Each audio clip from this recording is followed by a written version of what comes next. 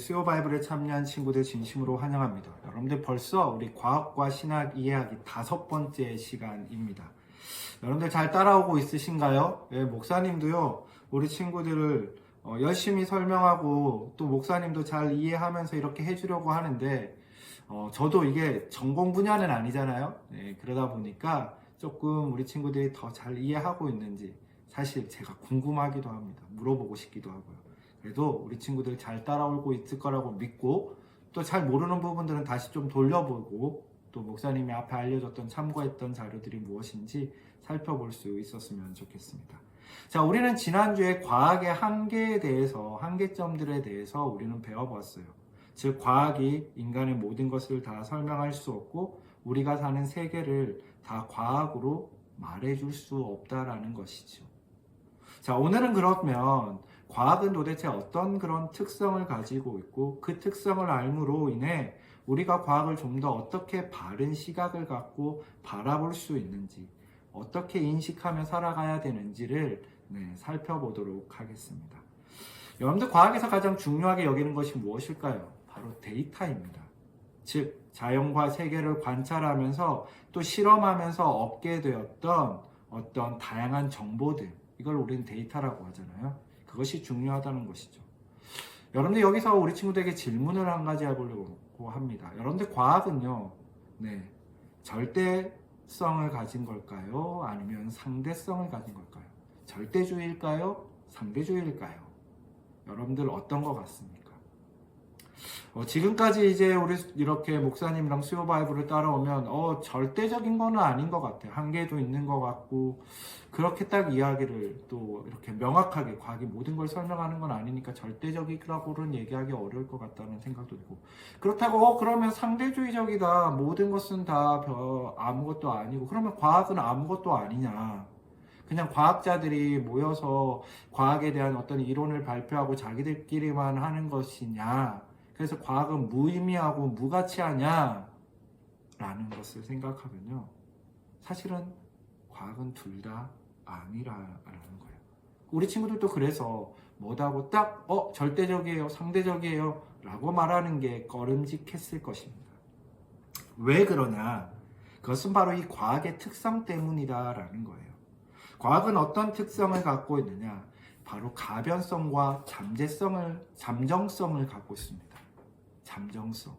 자, 즉 무슨 말이냐면, 과학은요, 경험의 어떤 데이터와 이론적인 설명에 의해서 발전되어 온 거예요. 즉, 자연을 관찰하다가 어떤 부분에서 이게 자연들이 다양한 부분에서 동일하게 되네? 그러면 이것에 대한 어떤 가설을 세우죠. 이것은 이러니까 이것도 이럴 수 있지 않을까? 라고 찾아보고 검증하고 실험하다가 보니까 이것도 그렇게 되는 거구나 라고 하면서 거기에 따른 이론을 만들고, 또 그것이 이론화된 것이 더 입증되고 하면서 또 많은 부분들을 받아들이게 되는, 이러면서 과학은 점점점 발전해 왔다는 거예요. 다른 말로 하면요, 어떻게 되느냐, 이렇게 지금까지 왔던 데이터와 어떤 이론들은 새로운 어떤 데이터와 이론이 나타났을 때 변할 수 있다라는 거예요. 그렇잖아요? 앞서 목사님이 지지난주에 이야기했을 때 뭐예요? 과거에 우리 중세사회부터 이렇게 역사를 살펴보면 우주를 바라볼 때 어떻게 했어요? 그저 천동설을 믿었다 했잖아요. 수백 년 이상을. 수천 년 동안. 그러다가 어떻게 됐어요? 지동설이 나오니까 아예 새롭게 바뀌는 것처럼 이렇게 변할 수 있고, 그러다 보니까 지금 있는 이것도 마찬가지라는 거죠. 그래서 잠정성을 갖고 있다라는 것입니다. 그래서 딱히 절대주의다 아니면 상대주의다 라고 말하기 어려운 거예요. 그래서 과학을 무엇이라고 이야기하냐면, 과학은 자연이라는 실제에 조금씩 다가가는 영원한 근사라고 설명할 수 있다는 겁니다. 여러분들, 근사라는 말이 무엇일까요? 혹시 초등학교 수학 때 어림수라는 거 배웠습니까? 참값과 참수와 어림수. 즉, 어떤 명확한 그 참값은 아닌데 그와 비슷한 가까운 수, 그걸 우리가 어림잡았다라고 표현한 것처럼 어림수라고 하죠. 이걸 중학교 수학에서는 뭐라고 얘기해요? 근사값이라고 이야기합니다. 근사를 통해서 뭐 이렇게 값을 얻었다. 그래서 근사값이다라고 하는 거예요. 뭐예요? 어떤 부분에서 그것이 명확하다라고 딱 얘기할 수는 없지만 그에 가깝다라고 말하는 것을 근사라고 이야기한다라는 것이죠. 그렇다면 무엇입니까? 과학은 자연이라는 이 세계에 자연을 실제에 조금씩 다가가기 위한 영원한 근사라는 거. 그죠? 영원한 근사. 바뀔 수도 있고 또 하지만 점점점 그 가까이에 다가가려고 하는 그런 근사라는 거예요. 이걸 다른 말로 이런 관점으로 바라보는 이론을 뭐라고 하냐면 비판적 실제론이다라고 말합니다. 조금 어려운 말이에요. 비판적 실제론. 즉 과학은 절대성이나 상대성을 부정하면서 과학이 자연이라는 실제를 어느 정도 잘 설명하고 있지만 동시에 가변적이고 자연에 대한 근사일 뿐이라고 보는 관점이라는 거예요. 이것이 과학을 바라보는 건강한 시각이에요. 우리가 가져야 할 시각이고 우리 또 그리스도인으로서 바라보아야 할 시각이다라는 거예요. 뭐예요? 절대적인 거는 아니죠. 그렇다고 해서 아주 상대적인 것도 아니에요. 그러나 그 과학을 통해서 우리가 자연을 더 깊이 이해할 수 있고 또 그것이 어느 정도 우리 삶을 굉장히 윤택하게 만들어 간다라는 부분입니다. 그래서 자연은요, 과학을 이해하는 도구라고 말했잖아요. 과학은요, 자연을 100% 다 파악할 수도 설명할 수도 말할 수도 없습니다. 그러나 우리가 과학을 통해 자연을 관찰하고 배우고 어느 정도 이해함을 통해서 그것이 우리에게 어떤 유익을 줬나요? 지금까지의 기술을 발전시키는, 그래서 우리의 삶이 얼마나 편리해지고 또 윤택해지고 좋아졌습니까? 과학 문명이 발달하면서 기술이 발달하면서 우리가 누리고 있는 것이 지금의 우리의 모습이잖아요. 이렇게 영상도 찍을 수 있고, 그죠? 우리가 인터넷을 통해서 받을 수 있는 이런 모든 것들이 다 그러한 부분에서 도움이 되는 것이지요. 즉 과학은요, 그 자체는 중립적이다라는 겁니다. 과학은 자연 세계의 현상을 대상으로 하기 때문에 과학의 인과관계로 밝힐 수 있는 자연계의 현상 안에만 다루는 거예요. 그 자연 세계를 넘어서는 그 영역에 대해서는, 초월하는 현상들이나 영역에 대해서는 과학은 입증하거나 밝힐 수 없다라는 겁니다. 즉 예를 들어서 무슨 말을 하고 싶냐면, 여러분들 과학이 신의 존재를 증명할 수 있을까요? 그러면 반대로 과학이 신이 존재하지 않는다라는 것을 증명할 수 있을까요? 여러분들 본질적으로 보면요, 그 둘 다 아니라는 거예요. 사실 과학은요, 이 신의 존재가 있다 없다를 증명하는 것을 다루지 않을 뿐 아니라, 다루지 않는 게 아니라 사실은요, 자신의 영역이 아니기 때문에 본질적으로 그 영역을 입증하거나 또 그런 것들을 밝혀낼 수 없다라는 거예요. 그런 면에서 과학은 중립적인 것이죠. 즉 중립적인 과학은 무신론을 지지하는 것도 아니고 유신론을 지지하는 것도 아니라는 거예요. 무슨 말이냐면, 과학은 자연이 작동하는 원리, 예를 들어 우리 지구가 자전하잖아요. 그죠? 이 자전이 이루어지게 되는 그 원리, 작동 원리에 대해서 우리에게 설명해 줄 수 있어요. 그죠? 그런데 왜 지구가 자전을 하게 되었는지, 어떻게 이것이 발생하게 되었는지, 이 시작점에 대해서는 이야기해 줄 수 없다는 것이죠.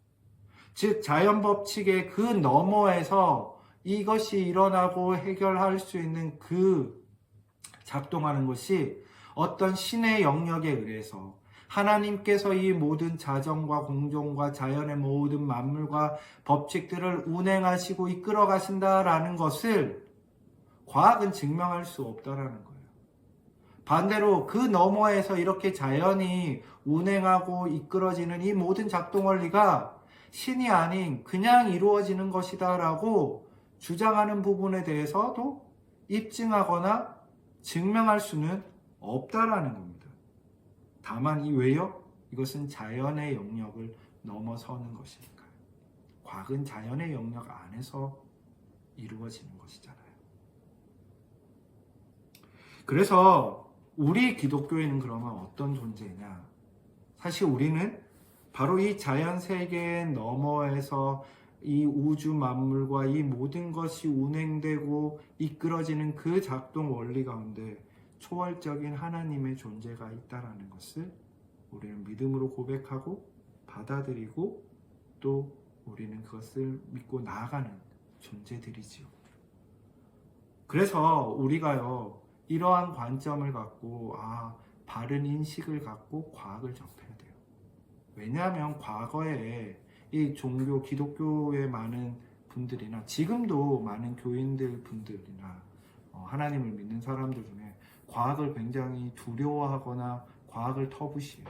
왜? 과학을 많이 알아가면 마치 내가 하나님이 믿지 못하는 것 같고 하나님의 존재가 없는 무신론자가 될 것 같고, 그래서 이런 이야기가 나오면 움츠러들고 과학을 멀리했다라는 거예요. 그러나 그렇게 할 필요가 없다라는 겁니다. 지금까지는 이러한 관점들이 있다 보니까 무신론자들이 과학을 갖고 와서 과학의 그 자연의 현상에 나타나는 것을 끌고 와서 이야기하는 거예요. 우주가 이렇게 시작됐고 창조되었는데, 그러니 이 과학을 통해서 신의 창조의 증거를 갖고 와봐. 갖고 올 수 없잖아. 그러니까 신은 없는 거야. 라고 무신론적으로 자기들이 그거를 그냥 가치적으로 끌고 와서 주장한 것 뿐이라는 거예요. 그러다 보니 기독교인들이 반감이 생기니까 어떻게 돼요? 과학을 연구하면서 그거에 대해서 잘 이해하고 아까 전에 설명했던 그런 가치 중립적인 접근에서 바라보고 나가야 되는데, 그게 아니라 오히려 움츠러들어서 성경에 있는 내용만 갖고 자꾸 성경 안으로만 들어가다 보니까 어떻게 돼요? 과학에 대해서 멀리만 느껴지고 그 가치 중립적인 과학을 무신론자들이 갖고 가서 자기들 입맛대로 바꾸어서 말하고 주장하면서 그것이 마치 진짜인 것처럼, 그래서 하나님의 존재가 없는 것처럼 그렇게 주장하고 있다는 거예요. 근데 우리가 앞서서 살펴봤잖아요. 그렇지 않다라고. 하나님이 그 과학의 어떤 보여주는 자연현상 너머에서 이 놀랍게 운행하시고 하는데 어떻게 그게 그죠? 우연히 일어나고 자연스럽게 일어날까요? 그죠? 우리가 조금만 더 생각하면 어떠한 존재가 있는 거 아닐까? 라고 생각할 수 있겠죠. 우리는 그분이 누구라고요? 분명하게 우리는 알잖아요. 뭐요? 하나님이시라는 거. 그죠?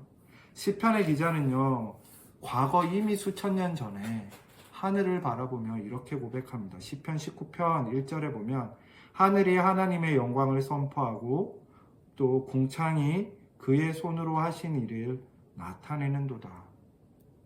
지금과 같은 과학의 시대가 아니었던 그 수천 년 전에도 하늘을 바라보며 하늘의 별들을 바라보고 궁창을 바라보며 하나님께서 행하셨던 놀라운 일들을 고백하며 감탄하며 나아갔어요. 우리는 지금 하나님이 만드신 이 아름다운 우주 자연을 훨씬 더 잘 깊이 알잖아요. 우주가 얼마나 광활하고 얼마나 놀라운지, 하나님께서 만드신 이 자연을 통해 얼마나 세밀하게 이 일들이 일어나고 인간 안에 있는 이 모습들과 DNA들과 이런 것들이 얼마나 놀랍습니까? 우리가 그것을 안다면 어찌 우리 시편의 기자보다 더 하나님을 찬양하고 더 하나님을 높이지 않을 수 있겠습니까? 목사님도 이렇게 수업을 여러분들과 수요 바이블을 준비하면서요, 하나님의 광대하심에 대해서 많이 느끼게 되고요. 그것이 너무 벅차게 느껴질 때도 있더라고요. 우리 친구들, 과학에 대한 바른 시각을 갖고 자연 세계를 창조하셨을 뿐 아니라 그 너머에 초월적으로 역사하시며 행하시는, 그리고 우리 인생의 모든 질문에 답을 갖고 우리에게 말씀해 주시는 그 창조주 하나님, 그 구원자 예수 그리스도, 그분을 고백하며 과학적인 지식과 지혜도 잘 쌓아나가는 멋진 우리 중등부 친구들 되길 주님의 이름으로 축원합니다. 그럼 안녕.